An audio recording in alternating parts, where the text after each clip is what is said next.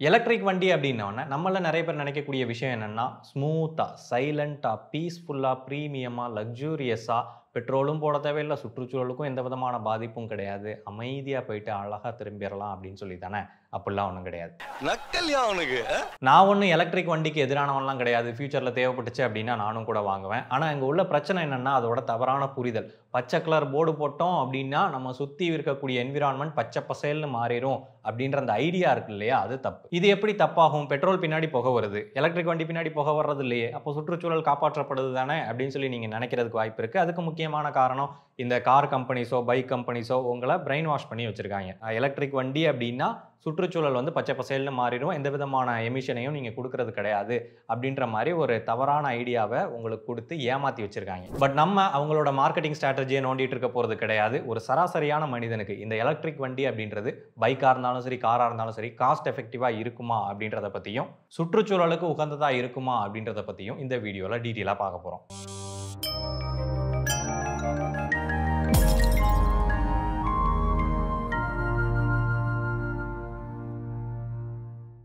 முதல்ல சுற்றுச்சூழலை காப்பாத்துறோம் இல்லையா? அந்த எலக்ட்ரிக் வண்டிலாம் வாங்கி அது எப்படி காப்பாத்துறோம் அப்படின்றத பார்த்துடலாம். பூமியோட வெப்பத்தை அதிகப்படுத்துறதுல முக்கியமான பங்களிக்கக்கூடியது கிரீன் ஹவுஸ் கேசஸ், பசுமை இல்ல வாயுக்கள். இதுல carbon di oxide, methane, nitrous oxide இந்த மாதிரி பலவிதமான வாயுக்கள் அடங்கும். இதுல நம்ம பெட்ரோல், டீசல், நிலக்கரி இந்த மாதிரி ஃபாசில் ஃபியூல்ஸை எரிக்கும் போது அதிகமா வெளிப்படக்கூடியது கார்பன் டை ஆக்சைடு தான். அப்போ இந்த கார்பன் டை ஆக்சைடை மெயின் அளவீடா வச்சு நம்ம எது அதிகப்படியான கார்பன் டை ஆக்சைடை வெளியேற்றுது அப்படின்றத கணக்கிடலாம். இப்போ உதாரணமா ஒரு பெட்ரோல் கார் எடுத்துப்போம். அதோட மைலேஜ் 15 கிலோமீட்டர் பெர் லிட்டர் கொடுக்குது. அதாவது இருக்கையிலே மினிமமான மைலேஜ் அதை ரெஃபரன்ஸா எடுத்துக்கலாம். இது ஒரு வருஷத்துக்கு 10,000 கிலோமீட்டர் ஓடுது அப்படின்னு சொல்லி வச்சுப்போம். ஆவரேஜா ஒரு இந்தியன் கார் வந்து வருஷத்துக்கு 10,000 கிலோமீட்டர் தான் ஓடும். ஸோ அந்த கணக்கு தான். இதுக்கு ஆகக்கூடிய பெட்ரோல் எவ்வளோன்னு சொல்லி பார்த்தீங்கன்னா 666 லிட்டர் ஆகும். இது ஒரு வருஷத்துக்கு. நம்ம 10 வருஷத்துக்கு கணக்கிடலாம். ஏன் 10 வருஷம் அப்படின்றத பின்னாடியே சொல்றேன். ஸோ 10 வருஷத்துக்கு பார்த்தோம் அப்படின்னா 6666 லிட்டர் பெட்ரோல் வந்து செலவாகும். ஒரு லிட்டர் பெட்ரோலை எரிக்கும் போது வெளிப்படக்கூடிய கார்பன் டை ஆக்சைடோட அளவு எவ்வளோன்னு சொல்லி பார்த்தோம்னா 2.3 kilogram of carbon dioxide வந்து வெளிப்படும். இதில் நான் கொடுக்குற டேட்டா எல்லாமே வந்து அஃபிஷியல் கவர்மெண்ட் வெப்சைட்ஸ்ல இருந்து எடுத்தது தான். ஒரு சில டேட்டா மட்டும் தேர்ட் பார்ட்டி வெப்சைட்ஸ்ல இருந்து இருக்கும். பட் அதுவும் ட்ரஸ்டபிளான சோர்ஸ் தான். நம்ம அதை கம்பேர் பண்ணி தான் அதை எடுத்திருப்போம். ஸோ இந்த சோர்ஸ் லிங்க்ஸ் எல்லாமே டிஸ்கிரிப்ஷனில் இருக்கும். தேவைப்படுறவங்க செக் பண்ணி பாருங்க. அதே மாதிரி ஒரு லிட்டர் பெட்ரோலை மேனுஃபேக்சரிங் பண்ணுறதுக்காக ஆகக்கூடிய கார்பன் டை ஆக்சைடு வந்து 0.4 to 0.6 கிலோகிராம்ஸ் இருக்கும். ஸோ இதை நம்ம ஆவரேஜ் அவுட் பண்ணி 0.5 கிலோகிராம்ஸ்னு எடுத்துக்கலாம். ஸோ ஒரு லிட்டர் பெட்ரோலை தயாரித்து அதை எரிக்கும் போது வெளிப்படக்கூடிய கார்பன் டை ஆக்சைடோட அளவு 2.86 கிலோகிராம். இப்போ இதை நம்ம 10 வருஷத்துக்கு கணக்கிடுவோம்.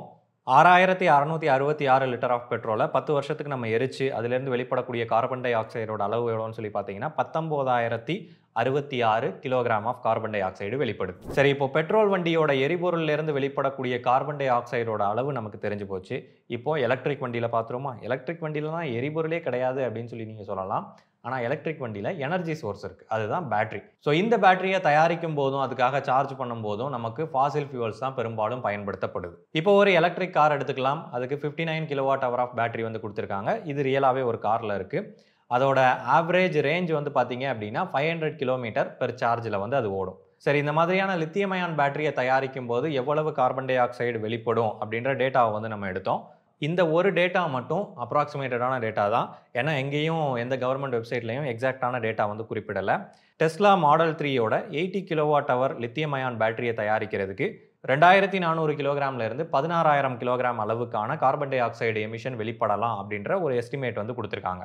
இதுல இருந்து நம்ம ஆவரேஜ் எடுத்து கால்குலேட் பண்ணோம் அப்படின்னா பெர் கிலோவாட் ஹவருக்கு 115 kilogram of carbon dioxide வந்து வெளிப்படும். அதே மாதிரி 2-3 ஸ்டடி ரெஃபரன்ஸையும் நம்ம எடுத்தோம். அதில் என்ன குறிப்பிட்டிருக்காங்கன்னா 1 கிலோவாட் ஹவர் ஆஃப் பேட்டரியை தயாரிக்கிறதுக்கு 150 இருந்து 200 kilogram of carbon dioxide வந்து வெளிப்படும் அப்படின்ற மாதிரி கொடுத்துருக்காங்க.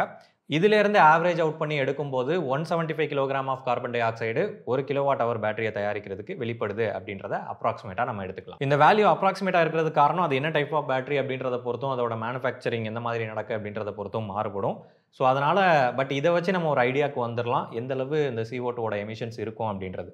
இப்போ 59 கிலோவாட் ஹவர் பேட்டரியை தயாரிக்கிறதுக்கு எவ்வளவு CO2 வெளிப்படும் அப்படின்றத நம்ம மல்டிப்ளை பண்ணோம் அப்படின்னா 10,325 கிலோகிராம் ஆஃப் CO2 வந்து வெளிப்படும். ஆனால் இது வந்து பேட்டரியை தயாரிக்கிறதுக்காக மட்டும். அடுத்தபடியாக அதை சார்ஜ் பண்ணுவோமா? ஸோ சார்ஜ் பண்ணும்போது பார்த்தீங்கன்னா ஒரு சார்ஜுக்கு வந்து 59 கிலோவாட் ஹவர் பேட்டரி அப்படின்னா 59 கிலோவாட் ஹவருக்கான சார்ஜ் அந்த யூனிட்டை வந்து கன்சியூம் பண்ணும். கிலோவாட் ஹவர் அப்படின்றது தான் யூனிட்டு. ஸோ 59 யூனிட்ஸ் அது எடுக்கும். ஆனால் அந்த சார்ஜரோட ஹீட் லாஸ் அதெல்லாம் சேர்க்கும்போது அரௌண்ட் ஒரு 60 யூனிட்ஸ் கிட்ட இது எடுக்கும். ஒரு ஃபுல் சார்ஜுக்கு 500 கிலோமீட்டர் அப்படின்னா 10,000 கிலோமீட்டர் ஓடுறதுக்கு 20 ஃபுல் சார்ஜ் வந்து அது எடுத்துக்கும். அப்போ ஒரு வருஷத்துக்கு 1200 யூனிட் வந்து எடுக்கும். நம்ம 10 வருஷத்துக்கு போட்டோம் அப்படின்னா 12,000 யூனிட் வந்து எடுக்கும். இன்னொரு இன்ட்ரெஸ்டிங்கான விஷயம், நம்ம சார்ஜ் பண்ணுறோம் இல்லையா, இதுக்கு கிடைக்கக்கூடிய எலக்ட்ரிசிட்டி எங்கேருந்து வருது?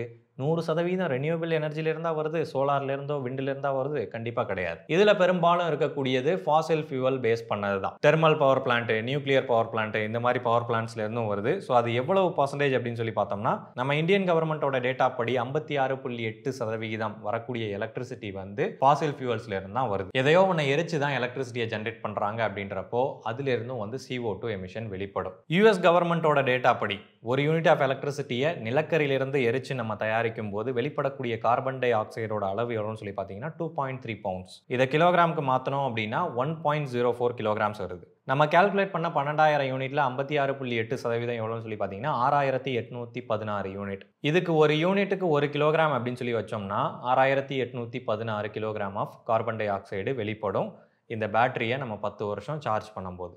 இப்போ அந்த பேட்டரியை தயாரிக்கிறதுக்கும் சார்ஜ் போடுறதுக்கும் வெளிப்பட்ட கார்பன் டை ஆக்சைடை நம்ம கூட்டினோம் அப்படின்னா 17,141 kilogram of carbon dioxide வந்து வெளிப்பட்டிருக்கு. நம்ம பெட்ரோலை தயாரிக்கிறதுக்காகவும் எரிக்கிறதுக்காகவும் வெளிப்படக்கூடிய கார்பன் டை ஆக்சைடு எவ்வளோ பார்த்தோம்? 19,066 கிலோகிராம். ஸோ இந்த டிஃப்ரென்ஸ் பார்த்தீங்கனாலே தெரியும், பெருசாக ஒன்றும் டிஃப்ரென்ஸ் கிடையாது. அப்ராக்சிமேட்டாக 2,000 kilogram of carbon dioxide வித்தியாசம் தான் வருது. எப்படி பார்த்தாலும் நான் தான் 2,000 கிலோகிராம் கார்பன் டை ஆக்சைடை சேவ் பண்ணிட்டேனே வெளிப்படுறதுலேருந்து அப்படின்னு சொல்லி சொன்னீங்கன்னா பஞ்சாயத்து இன்னும் முடியலை. 10 வருஷம் கழித்து கண்டிப்பாக இந்த பேட்டரியை நீங்கள் மாற்றுற மாதிரி இருக்கும். அப்போது உங்காமல் திங்காமல் மறுபடியும் 10,325 kilogram of carbon dioxide வெளிப்பட்டு நீங்கள் அந்த பேட்டரியை தயாரிக்கப்பட்டு அந்த பேட்டரியை நீங்கள் மாற்றுறீங்க. இது ரெண்டத்தையும் இன்னொரு 10 வருஷம் கம்பேர் பண்ணோம் அப்படின்னா அதே 2000 கிலோகிராம்ஸ் டிஃப்ரென்ஸில் தான் வந்து நிற்கும். ஆனால் இங்கே வந்து நமக்கு அது ஸ்டார்டிங் ஸ்டேஜ்லேயே அந்த பேட்டரி அட் அ டைமில் அவ்வளோ அதிகமான பொல்யூஷனை வெளியில் விட்டுட்டு நமக்கு ஃபைனல் ப்ராடக்டாக கையில் வந்து கிடச்சிருச்சு. அது மட்டும் இல்லாமல் நம்ம ஒரு பழைய பேட்டரியை தூக்கி போட்டோம் இல்லையா, அது வந்து ஜஸ்ட் இந்த பிளாஸ்டிக் குப்பை மாதிரிலாம் கிடையாது. அது வந்து ரொம்பவே ஒரு பவர்ஃபுல்லான வேஸ்ட்டு. ஸோ அதை ப்ராப்பராக ரீசைக்கிள் பண்ணாங்க அப்படின்னா அது மறுபடியும் வந்து வரதுக்கு வாய்ப்பு இருக்குது. ஆனால் ரீசைக்கிள் பண்ணால் அதோட லைஃப்லையும் நிறைய பிரச்சனைகள் இருக்குது. ஸோ டிஸ்போஸ் பண்ணுறாங்க அப்படின்ற பட்சத்தில் எந்த அளவுக்கு ப்ரொடக்ஷனுக்கு ஆச்சோ அதிலிருந்து பாதி அளவு வந்து இந்த பேட்டரியை டிஸ்போஸ் பண்ணும்போது என்விரான்மெண்ட்டில் பாதிப்பு இருக்கும். சரி, அப்போ பெட்ரோல் தான் ஒரு சிறந்த ஃபியூவல்னு சொல்கிறியா, நீ என்ன அரபு நாடுகளுக்கு சப்போர்ட் பண்ணுறியா அப்படின்னு சொல்லி கேட்டிங்கன்னா அப்படிலாம் ஒன்றும் கிடையாது. நீங்கள் பெட்ரோலை வாங்குங்க, டீசலை வாங்குங்க, மண்ணெண்ணெயை வாங்குங்க, இல்லை மூலிகை பெட்ரோலை கூட வாங்கி உங்கள் வண்டியில் போட்டு ஓட்டுங்க, இல்லை எலக்ட்ரிக் வண்டி வாங்குங்க, அதை பற்றி எனக்கு எந்த கவலையும் கிடையாது. ஆனால் எலக்ட்ரிக் வண்டி வாங்கினா சுற்றுச்சூழல் பச்சை பசேல்னு மாறிடும் அப்படின்னு சொல்லி ஒரு உருட்டுறீங்க இல்லையா, அதுதான் பிரச்சனை. இந்த ஐடியாவே எப்படி இருக்குன்னா, எனக்கு பின்னாடி மட்டும் புகை போகாமல் இருந்தால் போதும், அடுத்தவன் எங்கேருந்து எப்படி புகையை விட்டு அந்த பேட்டரியை தயாரித்து கொண்டு வந்தால் எனக்கு என்ன அப்படின்ற மாதிரி இருக்குது.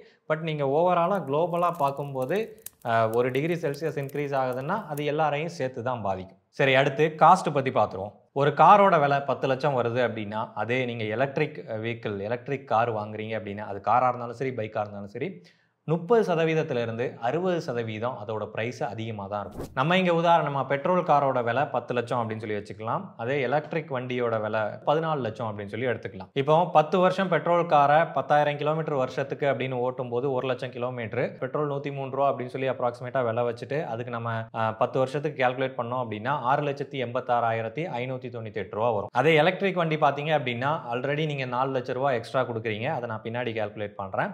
ஆனால் யூனிட் அந்த 59 யூனிட் அந்த பேட்டரியை சார்ஜ் பண்ணணும் இல்லையா, அந்த சார்ஜுக்கு நீங்கள் 2 ரூபாய்க்கு 3 ரூபாய்க்கு 5 ரூபாய்க்கு சார்ஜ் பண்ணலாம் அப்படின்லாம் உருட்டுவாங்க. No, impossible. நீங்கள் அந்த மாதிரி ஒரு கார் வச்சுருக்கீங்க அப்படின்னா உங்களோட யூனிட் வந்து இன்க்ரீஸ் ஆகும் ஆட்டோமேட்டிக்காக.